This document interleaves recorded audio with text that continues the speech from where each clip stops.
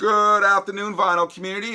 Before I get to the vinyl, or the vinyl haul I'm going to show you today, I wanted to say a heartfelt thank you to everyone who's been watching my videos, commenting, interacting. It's really, really appreciated, and it's really meaningful to me. So for that reason and that reason alone, from me and Alf, I wanted to say thank you very much. So cheers, everyone. And the messages and comments I've been getting from around the world it's very pleasing. So thank you very much for that. Once again, before I get to the vinyl, I wanted to tell you all that I have some videos I've recorded. They've uploaded to YouTube. I've not made them public to you all yet. I know you all like the vinyl find videos, but they're non-vinyl find videos, things that I've had fun recording and making. I have a special Halloween episode in the can that I, oddly enough, will be uploading on October 31st. Because it would be really stupid if I made it public to you all on Christmas Eve. So I had a lot of fun doing that one, and just to break things up a little bit, just to add a little bit of variety.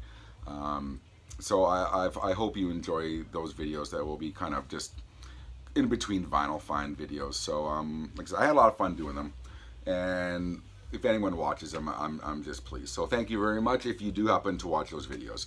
What we're going to do today, hopefully this will be a quick one, will be one single vinyl haul I had yesterday. And just for reference point, it was one bulk price, but if you do the math, which is not my forte,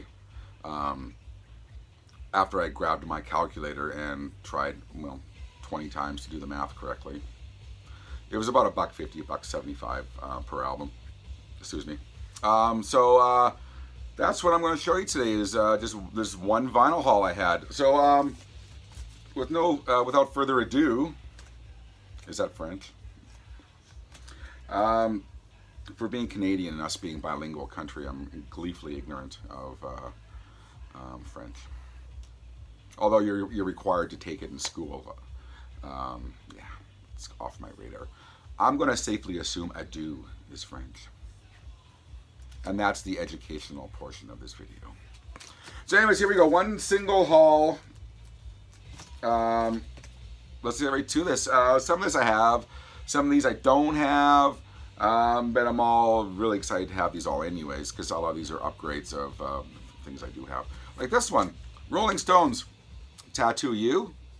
A lot of these don't really need comment. You guys know Tattoo You. You guys don't need me to pontificate about this one. But this is a definite nice upgrade. Original inner sleeve. Like a lot of Rolling Stones albums I find at the cheap stores. The battle isn't finding them, because Rolling Stones sold millions of albums. It's finding really good condition ones. So I'm really happy to have an upgrade copy of Tattoo You. I found 2 albums by the Byrds.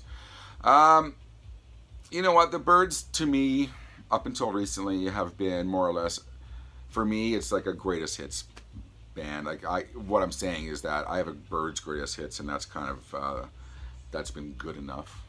But seeing a lot of people recently on their videos kind of show and talk about the Byrds, I decided, well, I mean, these were next to nothing for price, so it was a no-brainer. But I've decided to kind of give them another chance, so to speak. But you know, their hits I really do like a lot. But you know what?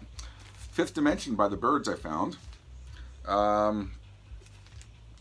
Yeah, like I said, I'm not gonna BS you and tell you I'm all super up on the Byrds, because I'm not. Other than their hits, but the Fifth Dimension by the Byrds, I'm not really familiar with what pressing this is, to be honest with you. But the song 8 Miles High, that would be maybe one of my more favored tracks by the Byrds, which is on this album here. So Fifth Dimension by the Byrds I picked up, and although this one has a little bit of cover wear, like I always say, I don't play the cover, is I found a copy of Mr. Tambourine Man by the Byrds. There's a few songs on here I recognize, so I look forward to spinning those ones. The Byrds, Mr. Tambourine Man. So that's really nice. 2 copies, 2 albums by the Byrds. That'll probably be my screenshot. Anyways, by the way, what you're listening to, and I'm holding true to my promise last video of playing some music in the background again, you're listening to Ministry. I think yesterday was the 30th anniversary or whatever it was of The Land of Rape and Honey by Ministry. So I've been in a little bit of a Ministry little mood lately. So just, that's what you're listening to. You can't really see the album cover, but it's there. ELO, Electric Light Orchestra. Once again, like the Byrds, I've been a greatest hits kind of guy. But there's been people I'm friends with on Facebook and other social media platforms. I sound hip, don't I? Who are really, really, really into ELO. And I thought, well, maybe I'm missing something apart from their hits. But this was part of this haul. And I'm going to assume this is their second album. I'm sorry, I didn't look in the discography of ELO. But it's Electric Light Orchestra 2. But it has Rollover Beethoven. A little bit of coverware. Vinyl super nice on United Artists Records. Like I said, I'm going to safely assume this is their second album, but you guys will correct me if I'm full of shit. But like the Byrds, I'm not going to sit here and pretend I'm an expert on ELO. But thanks to you all being all bad influences, again, like Vinyl in the Van, who's insanely awesome. I'm picking up albums by a lot of bands that you're showing. So, but thank God they're on the cheap. So anyways, the Byrds are one of them, and ELO, Electric Light Orchestra, 2. I came across a lot of albums by Steve Hackett. I am a fan of Steve Hackett. If you don't know Steve Hackett, he is he was the guitar player in Genesis during their kind of classic era. He replaced Anthony Phillips, who was the original guitar player from Genesis, who played on their first couple albums. Steve Hackett's very, very, very well thought of, and his early albums are, for the most part, apart from a few of them, very highly regarded. And really, like for instance, Voyage of the Acolytes is maybe the best Genesis album that they never recorded, because it was recorded under his name. I think I've talked about that album before. But I was very, very excited to find 1, 2, 3, was it 4? 4 Steve Hackett albums that I did not have on vinyl. We have Till We Have Faces, which is like 84. This one was 84. So this was slightly afterwards. A lot of people would consider Steve Hackett's best period when he left Genesis. His first 3 or 4 solo albums are very, like I said, very highly regarded. But this is 84. Till We Have Faces. Nice album cover. I love his album covers for the most part. So what is this? This is a I think this is a UK pressing, actually, just for reference, for the sake of reference and whatever else I'm trying to blabber on about. I have a copy of Please Don't Touch by Steve Hackett, 1978. So that's right in that wheelhouse of he's coming out of Genesis. He's got a lot of music kind of pent up that he wants to get out, and he's making some of his best music of his life. Please Don't Touch by Steve Hackett. These are all, this one's an original Charisma Records or is it gatefold? No, it's just a very thick pressing of Please Don't Touch. Steve Hackett, Spectral Mornings. Very, very good album. Album cover, not as good as the other ones. But anyway, Spectral Mornings by Steve Hackett. I'm not going to go on and on about this because I know Steve Hackett has a very selective audience. So how many of you are into Steve Hackett or aware of his music? I don't know. I don't see a lot of his stuff shown, but it's Spectral Mornings by Steve Hackett. And finally, Highly Strung, 1982. I haven't heard this one in years, so I can't really offer comment to it, but another really nice cover by Steve Hackett. Brand X, Moroccan Roll. If you don't know Brand X, this was the band that Phil Collins, he would moonlight with while he was in Genesis. This is on Charisma Records as well, oddly enough, because Genesis was on Charisma. But when Phil Collins was in Genesis in the 70s, he would, when they were doing stuff, he would make albums with his band called Brand X. Not the easiest albums to find, but I'm going to guess whoever had this album had those Steve Hackett albums. So that was a really, I've not heard this one once again in years. Look forward to hearing this one.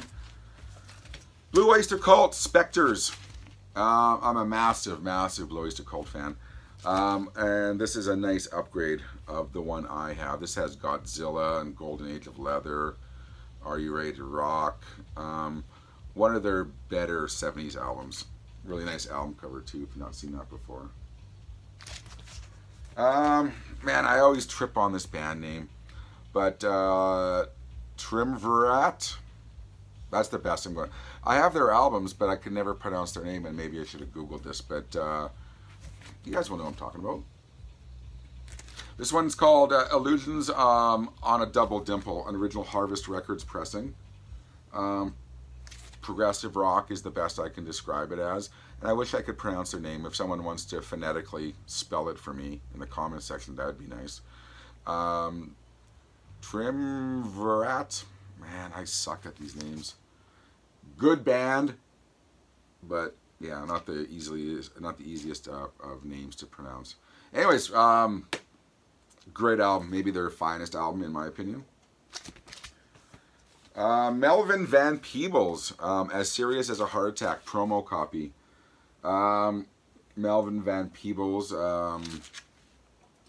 R&B, funk, soul, really great. As you can tell by his t-shirt, rated X by an all-white jury.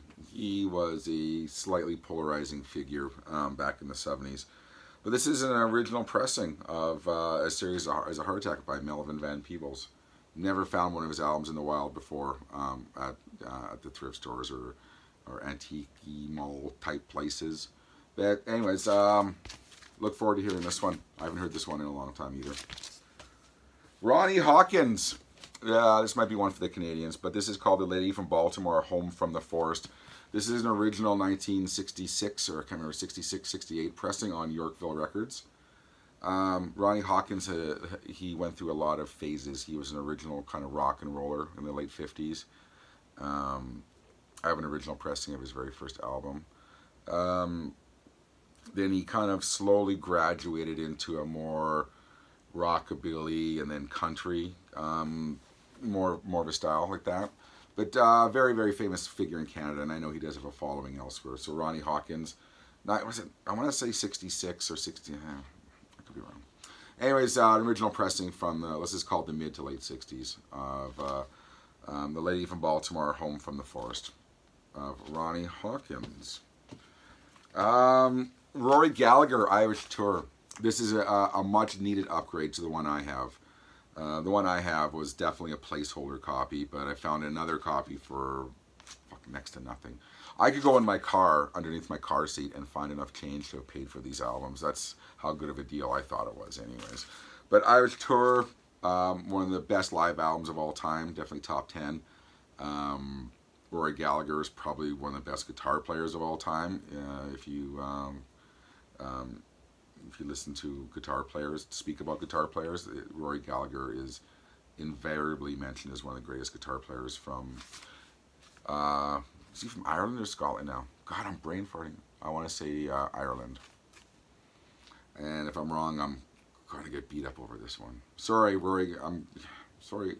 Rory, wherever you are, I apologize because he's no longer with us. Rory Gallagher, Irish Tour 1974. Before I cause any more problems, I'm just going to let that one go. Stephen Stills. Stephen Stills 2. Original gatefold pressing on the Red Atlantic Canadian label, so that's an original pressing from 72. David Crosby's and Stephen Stills catalog, apart from Manassas, I am not that familiar with. But when you find stuff like this for cheap, it's well worth your while to pick up and investigate, because Crosby, Stills, Nash, and Young, or even without Young, were such an amazing group in the 60s, early 70s, that it's worth investigating. So I'm looking forward to hearing this one. Stephen Stills 2, an original Canadian Red Label Atlantic pressing. Hugh Masekela. This is from like 1960. Once again, like the Ronnie Hawkins, I'm brain farting. I did look this one up. 66. It's in that era. 66, 67. This is an original Uni Records pressing of Hugh Masekela's latest. A lot of people think he's kind of more of a world musician, but this is a really, really nice. That plays part of it, but it's funk, it's jazz, it's soul, it's all kinds of things. And Hugh Masekela in the late 60s was making some great music, as some people might know. But an original pressing on Uni Records of Hugh Masekela's records from that mid to late 60s era. Status Quo, Pile Driver. I don't think I've ever owned this album. I have their first album when they were kind of more like a 60s beat band, slightly psychedelic. And then I have a couple other ones, but I've never owned Pile Driver, but a lot of people tell me it's a really good album, so I picked it up as part of that haul. I've talked about this band a lot. I mean, a lot. And I could do a whole video just on this band. It's the band that I love that no one else really seems to know. But the Monks, Bad Habits, I found a copy in the shrink. So this will replace the one I have. Although I probably have about 25,000 copies of this album. This one's a really nice, like I said, in the shrink copy of Bad Habits. Probably one of the best albums you've never heard. I mean, massive in Canada. Massive. This album is huge in Canada. And the only place in the world that it was huge was Canada, even though they were from the UK. And it features two people who were in the Strawbs at the time, who went off and made this kind of faux punk band. But the song "Drugs in My Pocket" was massive in Canada. And considering the topic or the subject matter, that would never get played now. But back then, it was just fine. Monks, Bad Habits. And this, I threw this one in because I neglected to show this one for the last couple of videos. But I know there's a lot of people who are fans of power pop out there who, like the Omaha Introvert, Hannah. And a few other people who really like the band The Shoes.